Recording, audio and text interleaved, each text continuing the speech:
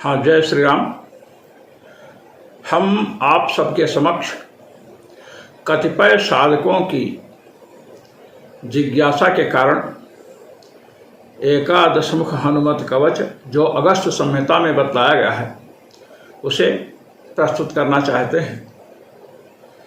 एकादशमुख हनुमत कवच श्री ब्रह्मा जी के द्वारा सनंदन जो उनके मानस पुत्र है उनको दिया गया। पिता की जो अमूल्य संपत्ति होती है उस पर किसका अधिकार होता है? पुत्र का। तो सनक, सनंदन, सनातन, सनत कुमार, इन चारों में जो सनंदन जी हैं इनको एकादशमुख कवच हनुमान जी का जो है प्रदान किया गया और इसे श्री अगस्त जी ने अपनी अगस्त संहिता में लिखा। श्रीमद् एकादशमुख हनुमत कवच अत्यंत प्रभावशाली है। इसका पाठ करने से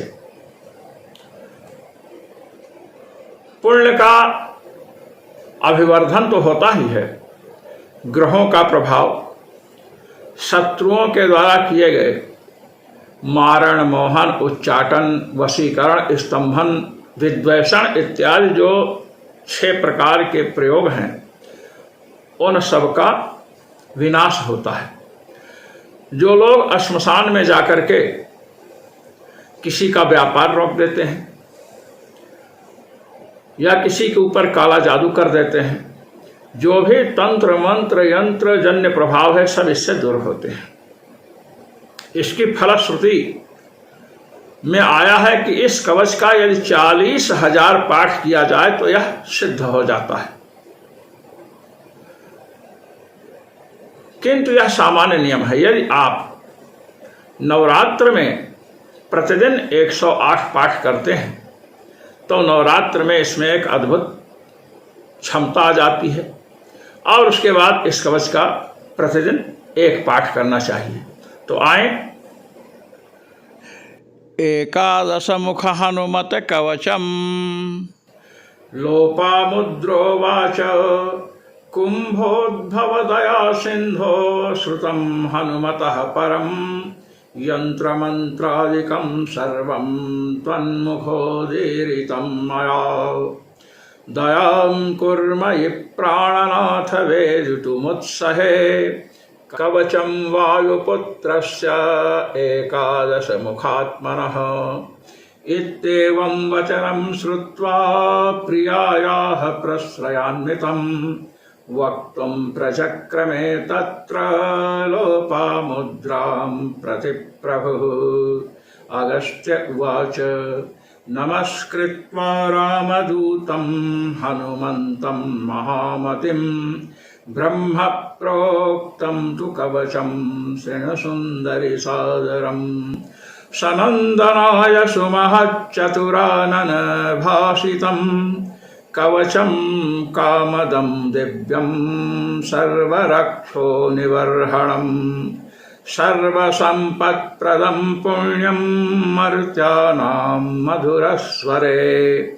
ॐ अस्य श्रीकवचस्यैकादशवक्त्रस्य धीमतः हनुमत्कवचमन्त्रस्य सनन्दन ऋषिः स्मृतः प्रसन्नात्मा हनुमांश्च देवतात्र प्रकीर्तिता छन्दोनुष्टुपसमाख्यातं बीजं वायुसुतस्तथा मुख्यः प्राणः शक्तिरिति विनियोगः प्रकीर्तितः सर्वकामार्थसिद्ध्यर्थे जप एव मुदीरयेत्। ये अगस्त्य और लोपामुद्रा का संवाद था जिसमें उन्होंने बताया है कि इसका विनियोग कैसे करना चाहिए। सर्वरक्षो निवारक, संपूर्ण राक्षसों का विध्वंसक यह कवच है। राक्षस तामसी शक्तियों में सबसे प्रबल शक्ति है। जब राक्षसों का विनाश होगा तो भूत प्रेत ऐताल बैताल की तो कोई बात ही नहीं है। अब आए, विनियोग करना है तो दाएं हाथ में आप जल लीजिए। जल लेकर के पढ़िए ओम अस्य धीमतः श्री एकादश वक्त्र हनुमत कवच मंत्रस्य सनंदन ऋषि अनुष्टुप छंदः प्रसन्नात्मा हनुमान देवता वायुसुतो बीजम मुख्यः प्राणः शक्तिः सर्वकामार्थ सिद्ध्यर्थे जपे विनियोगः। ऐसा बोल करके जब नीचे छोड़ दें। यदि आपको भूत प्रेतादि की बाधा है तो भूत प्रेतादि निवारणार्थे जपे विनियोग बोलना पड़ेगा। यदि आप ग्रहों के प्रभाव से अभिभूत हैं तो ग्रहादि जन्य पीड़ा निवृत्त्यर्थे जपे विनियोग बोलना पड़ेगा। यदि शत्रु आपको परेशान कर रहा है तो शत्रु पीड़ा निवृत्त्यर्थे जपे विनियोग, इस प्रकार बोल करके विनियोग का जल गिराना है। अब हमें न्यास करना है। ओम सनंदनाय ऋषये नमः शिरसि अनुष्टुप छंदसे नमो मुखे प्रसन्नात्म हनुमद्देवतायै नमो हृदि वायुसुत बीजाय नमो गुह्य। गुह्य भाग का मलद्वार के 4 अंगुल ऊपर और मुख्य प्राण शक्तये नमः पादयो, दोनों पैरों का स्पर्श करें। उसके बाद न्यास करना है, करण न्यास। ओम स्फ्रें बीजम शक्ति पातु शिरो में पवनात्मजः इत्यंगुष्ठाभ्याम नमः। ओम क्रौं बीजात्मा नयनयोः पातु मां वानरेश्वरः इति तर्जनीभ्याम नमः। दोनों हाथ की तर्जनी मिलाना है। ओम छं बीज रूपी कर्णौ में सीता शोक विनाशनः इति मध्यमाभ्याम नमः। ओम ग्लौं बीजवाच्यो नासां मे लक्ष्मण प्राणदायकः इत्यनामिकाभ्याम नमः। ओम वं बीजार्थश्च कंठं मे अक्षयक्षयकारकः इति कनिष्ठिकाभ्याम नमः। ओम ऐं बीजवाच्यो हृदयं पातु मे कपिनायकः इति करतल कर पृष्ठाभ्याम नमः। अब हृदयादि न्यास। ओम स्फ्रें बीजं शक्तिधृक् पातु शिरो मे पवनात्मजः इति हृदयाय नमः।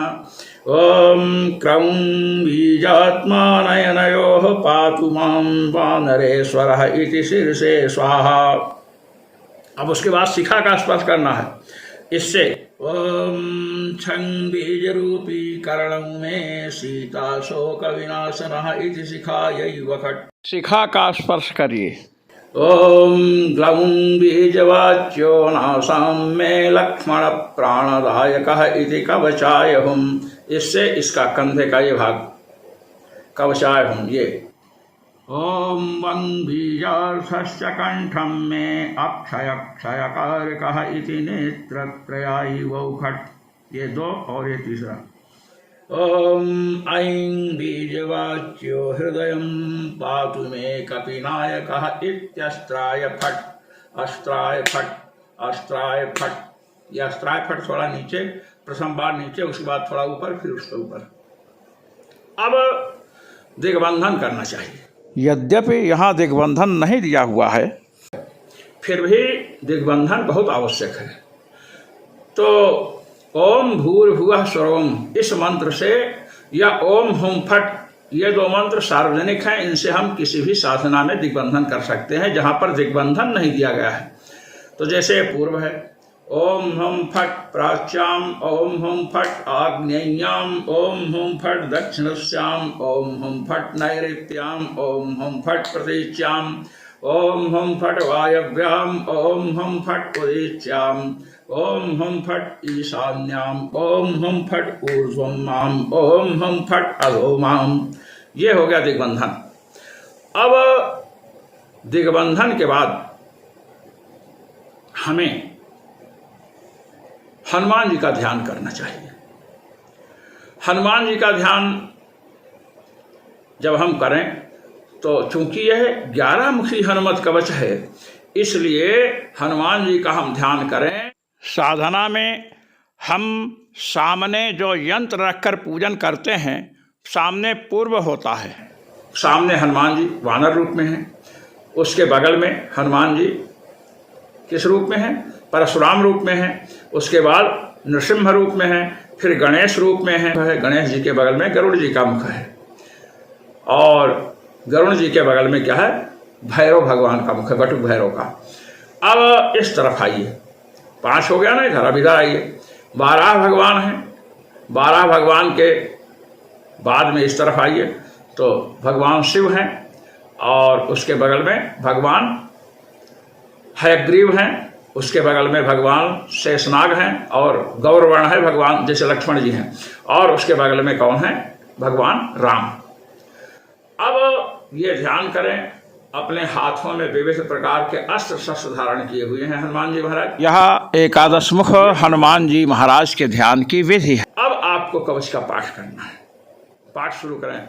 ओम स्फ्रें बीजम शक्ति पातु शिरो में पवनात्मजः क्रौं बीजात्मा नयनयोः पातु मां वानरेश्वरः छं बीजरूपी कर्णौ मे सीता शोक विनाशनः ग्लौं बीजवाच्यो नासां मे लक्ष्मण प्राणदायकः वं बीजार्थस्य कंठं मे अक्षय क्षयकारकः ऐं बीजवाच्यो हृदयं पातु मे कपिनायकः वं बीजकीर्षितः पातु बाहू मे चाञ्जनीसुतः ह्रां बीजं राक्षसेन्द्रस्य दर्पः पातु चोदरम् हसं बीजमयो मध्यं मे पातु लङ्काविदाहकः ह्रीं बीजधरो गुह्यं मे पातु देवेन्द्रवन्दितः रं बीजात्मा सदा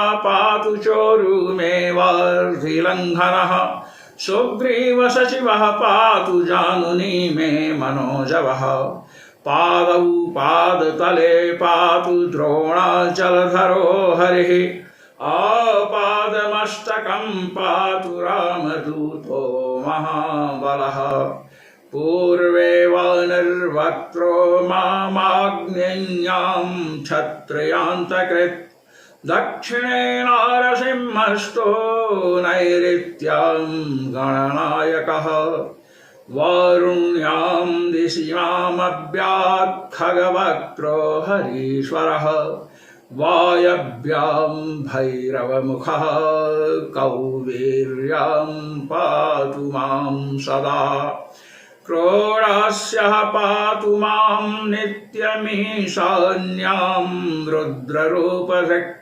ऊर्ध्वं हयाननः पातु त्वधः शेषमुखस्तथा रामास्यः पातु सर्वत्र सौम्यरूपी महाभुजः। ये कवच है।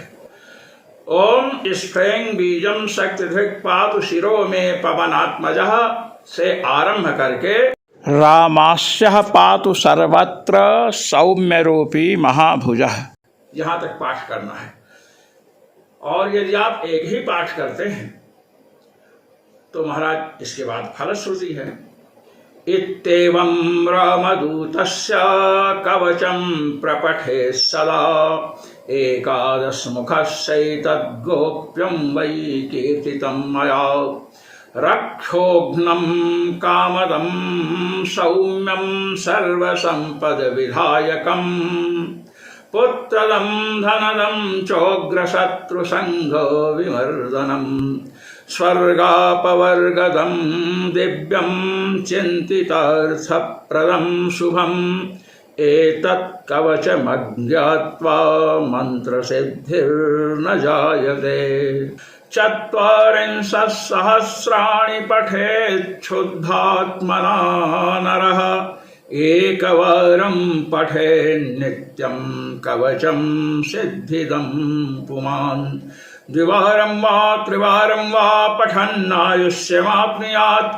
क्रमादेकादशादेव मावर्तन जपात् सुधीः वर्षान्ते दर्शनं साक्षाल्लभते नात्र संशयः यं यं चिन्तयते कामं तं तं प्राप्नोति पुरुषः ब्रह्मोदीरितमेतद्धि तवाग्रे कथितं महत् इत्येवमुक्त्वा कवचं महर्षिस्तूष्णीं बभूवेन्दुमुखीं निरीक्ष्य संहृष्टचित्तापि तदा तदीया पादवू नामाति मुदा स्वभर्तुः। एते श्रेय अगस्त्य संहितायाम् एकादश मुख हनुमत कवचम संपूर्णम। यह है एकादश मुखी हनुमत कवच। इसकी फलश्रुति में बताया गया है रक्षोघ्नम कामदम। यह रक्षोघ्न कवच है। जैसे वेदों में रक्षोघ्न सूक्त है, इसी प्रकार यह रक्षोघ्न कवच है, राक्षसों का विध्वंसक है। कामदम कामान भोगान ददाति इति कामदम, ये भोगों को देने वाला है। अब श्री विद्या के विषय में प्रसिद्ध है श्री सुंदरी सेवन तत्पराणाम भोगश्च मोक्षश्च करस एव। तो इस कवच से स्वर्गापवर्गदम दिव्यम, स्वर्ग और अपवर्ग देने वाला है। और कामद माने आह्लौकिक जो भोग हैं उनको देने वाला है, भोग और मोक्ष दोनों देने वाला है। रक्षोघ्नम कामदम सौम्यम, ये सौम्य कवच है। हनुमान जी जैसे उग्र देवता है, ऐसे यह कवच उग्र नहीं है, यह सौम्य है, अत्यंत शांत कवच है साधकों के लिए। सर्व संपद विधायकम, संपूर्ण संपत्तियों को देने वाला है। गीता में दैवी संपत्ति जो कही गई है और संसार में जो संपत्तियां हैं, लौकिक संपत्ति, इनको देने वाला है। पुत्रदम धनदम चोग्र शत्रु संघ विवर्धनम, पुत्र की प्राप्ति इसके पाठ से होती है, धन की प्राप्ति होती है। उग्र शत्रु संघ विवर्धनम, उग्र अत्यंत बलशाली जो शत्रुओं का दल है, समूह है, उसको नष्ट करने वाला है। स्वर्गापवर्गदम दिव्यम, स्वर्ग और अपवर्ग अर्थात मोक्ष को देने वाला है। दिव्य है, किसी तंत्र मंत्र यंत्र से कवच करता नहीं है। चिंतितार्थ प्रदम शुभम, यदि साधक कोई संकल्प लेकर के यह कवच पढ़े तो उसे उसका लाभ होता है, वह फल प्राप्त होता है। अब बताए कितने पाठ से कहे 40,000 पाठ करें तो यह कवच सिद्ध होता है। वैसे नवरात्र में ग्रहण के समय इसका पाठ किया जाए तो यह सिद्ध हो जाता है। बताते हैं कि जिन्होंने इस कवच को ग्रहण में किया हो या 40,000 पाठ किया हो तो उन्हें एक बार इस कवच का पाठ करना चाहिए। एक बारम पठे नित्यम पठ, ये विधान है, एक बार नित्य पढ़ना चाहिए। और यदि दीर्घायु की कामना हो तो 2 बार या 3 बार पाठ करें। कहते हैं कि यदि 11 बार इस कवच का पाठ प्रतिदिन साधक करता है तो 1 वर्ष के अंत में उसे हनुमान जी का साक्षात दर्शन होता है। हम लोग अयोध्या में थे तो वामदेव आश्रम में मैं रहता था, तो उसके समक्ष एक ज्योतिषी जी रहते थे, अभी उनके परिवार के लोग वहाँ हैं। वो इस एकादश मुखी कवच का पाठ करते थे, मैं भी करता था। तो मैंने उनसे पूछा कि अपना कोई अनुभव बताइए। तो उन्होंने कहा कि महाराज एकादश मुखी कवच का पाठ मैंने 1 साल किया तो स्वप्न में हनुमान जी दिखाई पड़े और कहते हैं पंडित तुम मन लगाकर पाठ नहीं करते हो। हमने पूछा फिर क्या हुआ? कहे फिर हमने मन लगा करके पाठ शुरू किया। 1 वर्ष जब बीता तो स्वप्न में हमने देखा कि हनुमान जी आए हैं और हमको उठा करके अपने साथ लेकर जा रहे हैं। एक पर्वत पर गए और वहां पर भगवान श्री सीताराम जी का दर्शन कराए और फिर आकर के हमें छोड़ दिए। तो उन्होंने बताया इस कवच के पाठ से साधकों को हनुमान जी का दर्शन हुआ है। ये मैं आपको बता रहा हूं, नाम तो हम नहीं बताएंगे। तो महाराज 11 पाठ रोज करें। अब इस कवच में सबसे बड़ी बात यह है कि ब्रह्मचर्य का पालन आवश्यक है। जो गृहस्थ लोग हैं उनके लिए तो ऋतु भार्याम उपेयात, ऋतुकाल होने पर भार्यागमन करें, उसके बाद जो भी विधान है वो ब्रह्मचारी माने जाते हैं। किंतु इस कवच का यदि पुरस्चरण करें 40,000 का तो उन्हें ब्रह्मचर्य का पालन करना ही होगा। किसी भी परिस्थिति में नारी संपर्क नहीं होना चाहिए। तत्पश्चात वे सदाचार पूर्वक जीवन बिताते हुए इसका पाठ निर्भीकता निश्चिंतता से कर सकते हैं। और जो साधु महात्मा है वे ब्रह्मचर्य का पालन करते ही हैं। 1 वर्ष तक प्रतिदिन 11 पाठ करने से हनुमान जी का दर्शन होता है और जो जो कामना करता है साधक प्राप्त करता है। श्री अगस्त जी ने इस कवच को लोपामुद्रा जी से बतलाया और लोपामुद्रा जी ने प्रणाम किया। तो जब हम कवच का पाठ आरंभ करें तो अगस्त जी को प्रणाम करें, और ब्रह्मा जी ने सनंदन को बोला, इसलिए हमें परंपरा का स्मरण करना चाहिए कि ब्रह्मा जी को सनंदन जी को प्रणाम करें और इस प्रकार इसका पाठ आरंभ करें, तो इससे आशातीत लाभ होता है। यह साधकों का अनुभव है। जो साधक महानुभाव इसका पाठ करें वे कमेंट में संकेत करें, और जो अनुभव हो उसको भी कमेंट में लिखें, और कोई परेशानी हो तो उसके विषय में पूछें। जय श्री राम।